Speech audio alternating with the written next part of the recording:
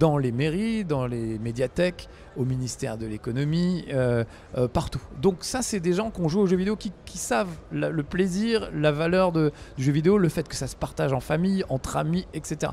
Donc ils n'ont pas la vision qu'avaient les anciens du jeu vidéo, qui isole, qui rend idiot, qui rend violent, les vieux clichés qu'on nous sort toujours, parce que c'est les gens qui sont maintenant à des postes de responsabilité sont des anciens gamers.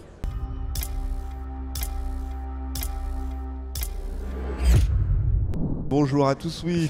On est avec le grand Marcus, c'est vrai qu'on s'était vu il y a 2 ans à la vanne. Comment ça va en tout cas là depuis 2 ans du coup? Eh ben écoute, tout va bien, je continue mes geekeries, toujours sur Game One, chaque mercredi avec la team Game One. Toujours des level 1 le matin, j'en tourne 3 le mercredi matin qui sont diffusés dans la semaine et un 4e qui est en live juste après Team Game One, c'est toujours un plaisir. Twitch c'est tous les jeudis soirs, 21h30. Et puis ce que je fais depuis quelques temps, sur une idée de Genius qui m'a conseillé de faire ça, pour faire plus de stream, quand je prépare les level 1 pour Game One, je branche ma webcam. J'appelle ça dans les coulisses de level 1. Et tant qu'à travailler, au lieu d'être tout seul à la maison, je suis avec les petits amis qui me regardent jouer. Ah bah oui, mais c'est cool. Ça fait toujours du contenu quoi. Exactement, c'est un peu comme, tu sais, quand on travaille dans un bureau, on est à la machine à café avec les amis. Puis, là voilà, c'est la machine à café avec les gens du chat. Et c'est un vrai bonheur quoi, c'est super à faire. C'est bien aussi que tu sois dans ce type d'événement qui n'est pas purement geek, ni japonais, ni des trucs comme ça. Là, ça parle vraiment du numérique, parce qu'en fait, toi, c'est un peu le pont aussi avec ça, je pense. Un référent aussi dans ce domaine-là, qui est le jeu vidéo, le numérique, Internet, la télévision, etc. Pour toi, tu penses que l'aspect diffusion et tout est important et bien représenté en France ? Surtout sur le domaine du jeu vidéo. Ce qui est génial, c'est que maintenant, il y a plein de médias. Donc, quand j'ai commencé, moi, en 89, j'ai commencé à travailler dans un magazine qui s'appelait Micronews. Donc, à l'époque, il n'y avait que la presse papier. Il n'y avait pas Internet, il n'y avait pas la télé, il n'y avait pas Game One, il n'y avait pas tout ça. Donc, quand tu aimais les jeux vidéo, la seule façon de t'informer, c'était des magazines dans lesquels il y avait des tests qui étaient bien écrits, bien travaillés, mais où il y avait 4 photos. Donc, on ne voyait pas les jeux en action. Donc, les seuls trucs qui pouvait donner envie d'acheter un jeu, c'était ce qu'on disait les magazines. Et puis quand tu achetais un jeu, au dos de la pochette, il y avait 3 photos. Voilà. Et c'était les seules sources d'information. C'est quand même la préhistoire, tu vois. Ah bah oui, grave. Donc quand maintenant on se retrouve avec... on a une chaîne de télé comme Game One qui a été la première chaîne au monde consacrée uniquement aux jeux vidéo. C'est sur cette chaîne que j'ai créé Level 1 qui était du let's play, quoi, une façon nouvelle de tester les jeux vidéo finalement. Avant, moi je travaillais sur Cyberflash sur Canal+, c'était génial de pouvoir parler d'internet et de jeux vidéo dans les années 90 à une époque où ça n'intéressait pas grand monde. Et surtout Canal qui était très précurseur aussi là-dessus. Canal ils avaient carrément une unité nouveau programme où ils cherchaient justement ce genre de choses. Mais quand je faisais le test de Final Fantasy sur Cyberflash, c'était un test qui durait 2 minutes 30. T'imagines, t'avais 40 heures de jeu, il fallait filmer on va dire 8 heures de jeu, en extraire 2 minutes 30 d'images. Donc forcément tu mettais les cinématiques les plus spectaculaires. Donc avec Level 1 on avait pour moi une meilleure appréhension du jeu. On voit le jeu tel qu'il est. S'il y a des temps de chargement chiants, on les voit.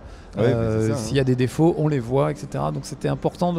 J'ai toujours eu ce côté 50 millions de consommateurs, tu vois. Donc moi j'aime bien ça, conseiller des gens et leur dire tel jeu ça vaut le coup, tel jeu ça vaut pas le coup. Voilà. Et aujourd'hui on peut le faire sur plein de supports. Donc il y a eu Game One, voilà, et Canal un peu avant ça. J'ai même travaillé sur Micro Kids, sur France 3. Enfin, tu vois, ça date pas d'hier le jeu vidéo à la télé. Mais c'est vrai, mais c'est surtout qu'il y a une période où c'était peut-être plus mis en avant. Il y avait de vrais programmes qui les présentaient. Et justement, aujourd'hui, j'ai l'impression que c'est plus trop le cas. Je sais pas, j'ai l'impression que les médias classiques, traditionnels, mettent moins en avant les jeux vidéo et même Internet, en fait, au final. C'est de la concurrence pour eux, pour la télévision. Ouais, mais je sais pas, c'est même un côté un peu méprisant, quoi. Tu vois, je sais pas si tu vois ça. Oui, tout à fait, mais j'ai envie de te dire, c'est bon, on a gagné. C'est-à-dire que pendant longtemps, tu as droit à ça. Quand il y a des émeutes, mais c'est parce qu'ils jouent à GTA. Bon le mec qui tweet ça, dans la minute il se prend 300 000 tweets dans la gueule et il fait ses excuses, la queue entre les jambes, comme il crachait avant sur le rock'n'roll ou la bande dessinée qui allait pervertir la jeunesse, on le sait bien, tu vois. C'est fini pour eux parce que maintenant il y a les réseaux sociaux et les gens se défendent et ils se défendent en nombre. C'est une industrie qui dépasse le cinéma. Et ça dépasse le cinéma et la musique et l'industrie de la musique réunis. Mais non, mais voilà, t'imagines un peu. Et en fait, c'est quand même chelou et chiant que les grands médias, que les politiciens et les gens qui ont de l'influence aussi ne respectent pas cette industrie-là, Alors que, bordel, c'est trop bien, quoi. Mais oui, c'est une industrie culturelle. Moi, je suis très optimiste là-dessus. Les gens qui jouaient quand ils avaient 15 ans, aujourd'hui, ils arrivent à 35, 40 ans et ils arrivent à des postes de responsabilité. Dans les mairies, dans les médiathèques, au ministère de l'économie, partout. Donc ça, c'est des gens qui ont joué aux jeux vidéo qui savent le plaisir, la valeur du jeu vidéo, le fait que ça se partage en famille, entre amis, etc. Donc ils n'ont pas la vision qu'avaient les anciens du jeu vidéo qui isole, qui rend idiot, qui rend violent, les vieux clichés qu'on nous sort toujours. Parce que c'est les gens qui sont maintenant à des postes de responsabilité sont des anciens gamers.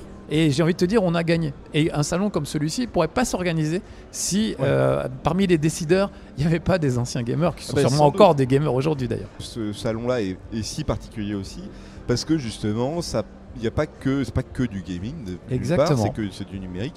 Et puis ça amène aussi pas à éduquer, mais à informer un peu sur ces nouveaux médias, enfin nouveaux médias entre guillemets, mais entre ces médias qui sont moins connus du grand public, on va dire. Tout à fait. Que ce soit Internet, que ce soit le jeu vidéo et tout. J'ai vu, il y a des gens qui t'expliquent comment streamer. Ouais. Quels sont les dangers aussi du streaming? Il y a des associations justement sur gérer aussi les problématiques avec justement l'hyper-interactivité d'Internet.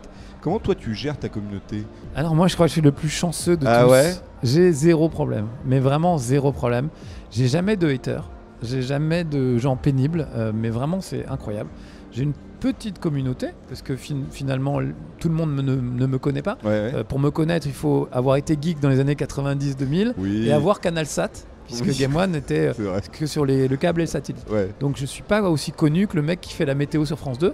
Tout le monde le connaît, mais tu t'en fous. Alors que moi, les gens qui me connaissent, ils m'aiment bien depuis longtemps. Je leur conseille des jeux honnêtement depuis longtemps. Donc on a un vrai rapport très fort. Je suis pas très bon aux jeux vidéo, mais je l'assume totalement. Donc du coup, comme je me la pète pas, un mec qui viendrait sur un stream et qui dirait mais t'es vraiment nul aux jeux vidéo, je lui dirais mais ça fait 25 ans que je suis nul. Tu t'en rends compte que maintenant, pauvre gars. Non mais évidemment, tous ces jeux où tu joues en ligne, genre je pense à Fortnite, le premier mois c'est super, tout le monde s'y met, tu peux jouer, c'est agréable. Et puis au bout de 2 mois, y a des mecs qui sont là H24, qui sont RMI, qui bougent pas de chez eux, ou des étudiants qui ont que ça à foutre, et puis ils deviennent hyper forts, et c'est même plus drôle de jouer contre ces gens-là. Donc ce qu'il faut, c'est continuer à jouer avec un groupe d'amis ou des gens qui sont à peu près de ton niveau, pour qu'il y ait toujours le plaisir du jeu. Mais la plupart des jeux dans ce style, au bout d'un moment, il y a des mecs qui font tellement que ça de leur vie, qui sont absolument intouchables, et ça ruine le plaisir de jeu. Il y a encore beaucoup de clichés là-dessus, mais il y a des trucs qui sont un peu vrais. Il faut être vigilant. Alors c'est vrai, moi je dis pas aux gens c'est super, joue tout le temps. Non, il y a d'autres choses à faire. Le jeu vidéo c'est génial, mais le jeu de rôle c'est bien aussi, les jeux de société c'est bien aussi. Faire du basket, du foot, du judo, courir après les filles, c'est des activités très intéressantes, tout autant que le jeu vidéo. Donc je trouve que pour être équilibré, il faut faire un peu de tout ça. Et vraiment, là tout va bien. Mais l'excès n'est bon en rien. Soit tu manges beaucoup, c'est pas bien. Soit tu joues trop aux jeux vidéo, c'est pas bien non plus. Oui, mais c'est ça. Mais c'est que de l'information à un moment donné, quoi. Oui. Et puis avoir des modèles de gens qui te montrent que voilà. Alors il y a des pro gamers et je trouve ça très bien, mais c'est des gens qui s'entraînent. C'est comme les gens qui vont à la salle, qui ont des muscles incroyables. Ok, le mec il est beau sur une plage et c'est super, mais si la meuf qui sort avec lui, il peut pas parce qu'il doit manger 3 légumes et puis de toute façon il est 4 heures par jour à la salle de sport. Alors oui, il a des beaux pectoraux. Je préfère mon petit bidou, puis on ira au restaurant ensemble, chérie. Tu vois, voilà, c'est un peu ça. Les joueurs de jeux vidéo, oui, peut-être le mec est très fort, mais s'il est H24 sur son Fortnite, c'est pas quelqu'un de très intéressant. Et je vois qu'il y a aussi beaucoup d'écoles là sur cet événement-là. Est-ce que toi, tu as déjà fait un peu des retours d'expérience aussi sur ce type d'école? Je pense que pour beaucoup, ça peut être intéressant de voir comment tu as géré ta carrière et comment tu as pu amener aussi le média jeu vidéo, on va dire, dans des sphères un peu plus... qui connaissaient pas trop le domaine, quoi, quand même. Oui, c'est vrai. Alors moi, je suis pas du tout dans la création, c'est beaucoup plus facile. L'art est difficile et la critique est aisée. Donc moi, mon travail a toujours été tester un travail fini. Donc... c'est un peu facile par rapport aux gens qui créent des jeux, je suis toujours très admiratif. Je connais quelques écoles comme Créa-Jeux à Nîmes, qui est une très bonne école. Il y en a partout en France, ça c'est important de le dire aussi. Il y a Isart Digital ici à Paris, il y a vraiment beaucoup d'écoles. Je suis souvent en contact avec certains, ça m'est arrivé d'aller rencontrer les élèves et tout ça.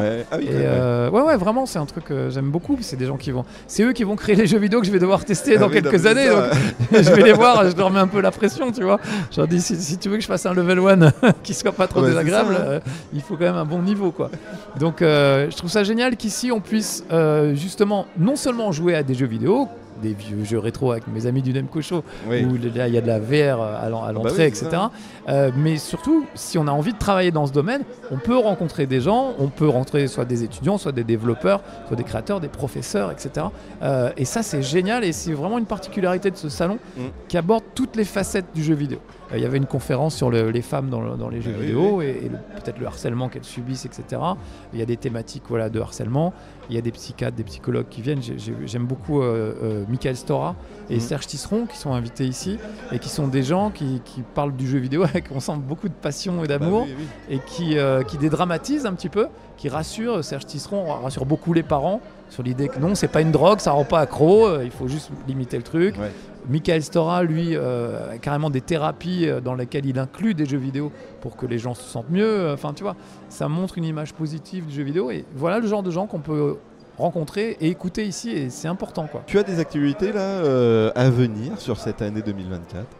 Je continue. C'est toujours le fleuve tranquille, quoi. Oui, c'est vraiment. Je suis en pilote automatique. J'ai envie de te dire, c'est un peu les mêmes choses depuis quelques années. La petite différence, je suis en train d'écrire ma biographie qui sortira chez Pixel Love. Je pense à la rentrée ou septembre-octobre. On va voir. J'ai travaillé avec un journaliste qui s'appelle Jérémy Léger qui m'a interviewé. On a 60 heures d'entretien. Ah ouais, d'accord. Ça fait un gros bouquin. Et voilà, et Jérémy a retranscrit tous ces entretiens, articulé ça par chapitre et tout. Et là, j'en suis à la relecture. Oula, et ça traîne un peu parce que comme je fais des salons le week-end et beaucoup de choses, j'ai pas beaucoup de temps pour m'en occuper malheureusement. Et t'en avais besoin de faire une biographie ou c'était un objectif personnel ? C'est Jérémy qui m'a proposé.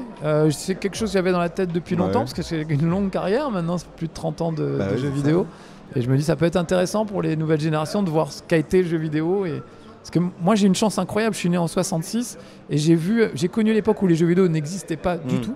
Et j'ai vu arriver en 77 Pong et les premiers jeux vidéo et depuis j'ai tout suivi. Donc je suis un espèce de voyageur temporel qui est arrivé pile au bon moment pour voir tout ça se développer jusqu'à aujourd'hui. Donc j'ai un regard là-dessus qui est un peu privilégié. Puis évidemment je travaille dans le milieu donc j'ai connu ce que c'est que d'être un gamer qui achète ses jeux toutes les semaines. Et puis après, j'étais journaliste. Ça varie un peu mon regard sur les choses. Mais j'essaie, par exemple, toujours de garder la notion du prix des jeux. J'achète mes jeux, la plupart de mes jeux, ceux que je fais en stream, je les achète avec mon argent. Et donc, vraiment. Donc je me rends bien compte si j'ai payé trop cher ou pas, tu vois. Et voilà. Puis il a interviewé aussi plein de gens qui m'entourent. Genius, Kayane qui sont là, avec qui je travaille, Julien Telouk. Et super. Merci beaucoup en tout cas d'avoir... d'être passé chez nous pour parler un peu de tout ça. C'est toujours un plaisir, je reviens dans 2 ans. Ouais. On s'était dit rendez-vous dans 2 ans. C'est ça. Super, merci beaucoup Mercus. Je t'en prie, à bientôt. À plus. Ciao les petits amis.